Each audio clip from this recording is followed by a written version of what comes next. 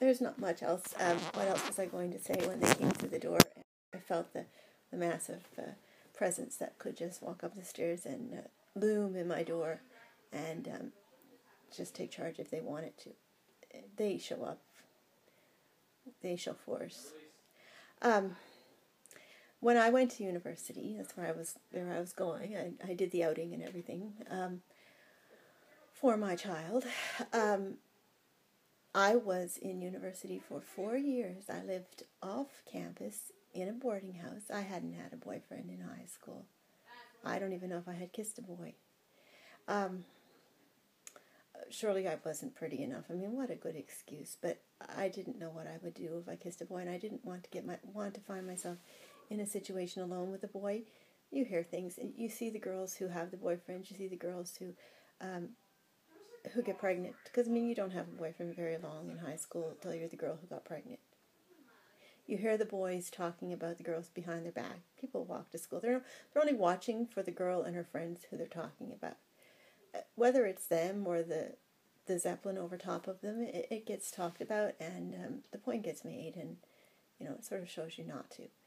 But in any case, I've had a very healthy high school career, high school social life, and I had a group of friends. None of them had actual boyfriends. A few of them dabbled in boys on the side, but when we came back, we were just friends.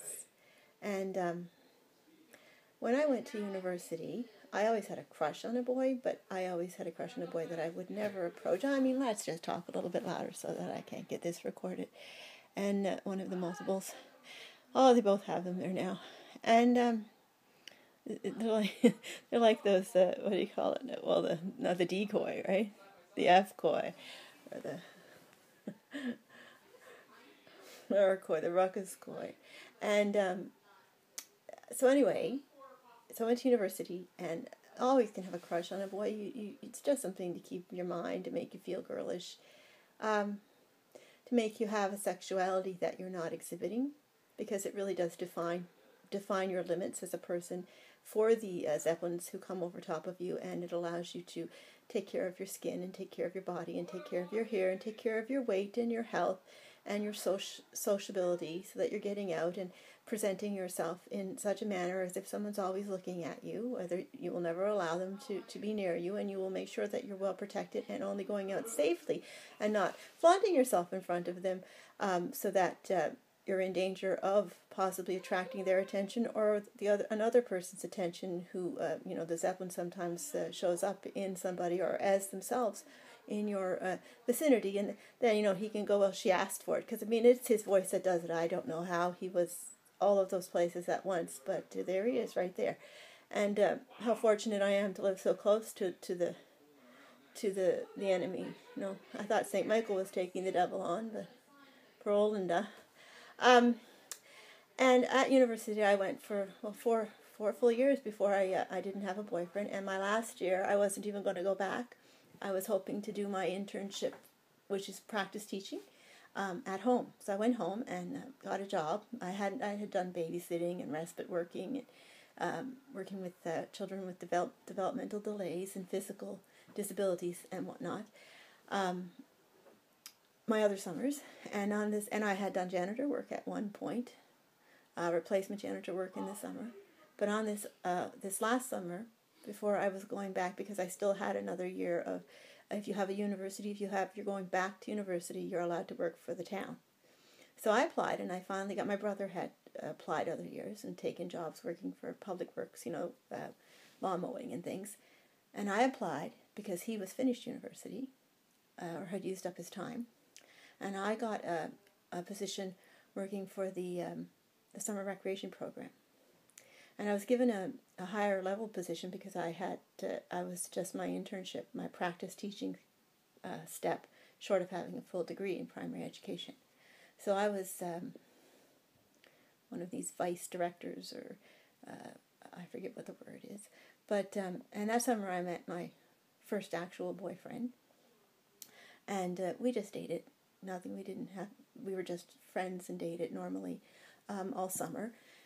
And when we went to university, this is when it had happened. And But when we went to university, we both went through intense, because that was the first year I stayed on campus, because before I had boarded and I hadn't intended to go back. I was hoping to do my internship at home. When I had left in the spring from university and gone home, I had taken everything I owned back with me, because there was a chance that they were going to have it dependent if there was someone from the area or who was connected to the area who would be able to come in and check on your practice teaching, who was also connected to the university. But in the end, that fell through. So I got my practice teaching, my internship at a school in St. John. So I went back, and because of that, I went into the university and stayed on campus. And that was the first year. So I was a frosh in my very last semester at university. And they do intense programs in the absolute need to use a condom every time you have intercourse. The absolute need to use a condom anytime that you have, I don't know how to do that, and I don't know there's any sexual activity where either of the sexual organs are involved, because of the transmission of sexual disease, and because of the very high likelihood of pregnancy. Nothing else is secure. The pill is not secure. You can still get pregnant on the pill if you don't use a condom. You can still catch. You can too still get pregnant if you do other sorts of sexual activity, and I guess they call it petting. And my head is way out at the mark there now, and I can't get any of my education that I've had and all of the knowledge that I have to share to protect my child and other children from these freaks that we're living among. And so any time that you get semen on you, it can get transmitted into you, and you can get pregnant. So the idea is to remain fully clothed around a boy at all points and make sure they remain fully clothed. And any amount of petting or kissing or coddling outside of marriage, sadly, is especially before 20 or even in your early 20s, you'll want to check and see if you feel like there might be somebody else doing it to you.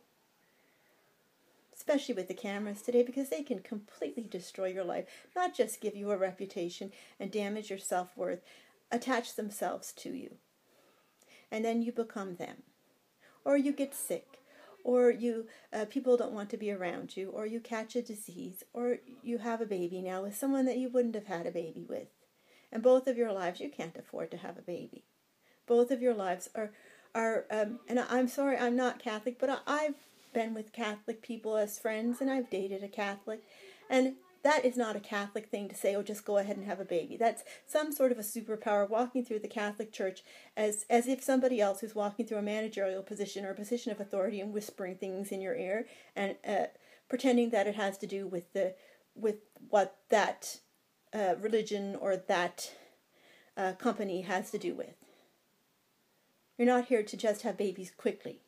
You're here to have babies sensibly and affordably, and to be in control of your lives, and to raise children of God healthily and happily and securely, and not have them turn into pawns in somebody's sick power game.